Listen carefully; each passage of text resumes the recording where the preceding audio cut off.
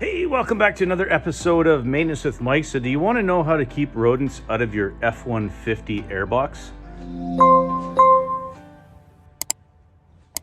That's just basically a piece of chicken wire that's zip tied here and here around that little vein that accepts the air into the airbox.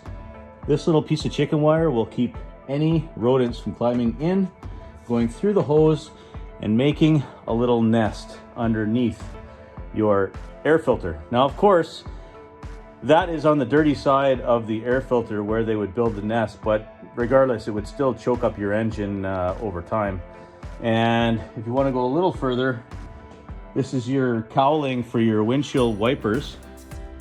There's a little piece of chicken wire silicone there to keep rodents from getting into this void as well. So you got to protect your vehicles from rodents. The manufacturers aren't doing all they can to protect this. I mean, you hear countless stories about insurance claims for rodents eating wiring and stuff like that. So you got to do what you can. So if you like these videos, maybe consider subscribing to the channel.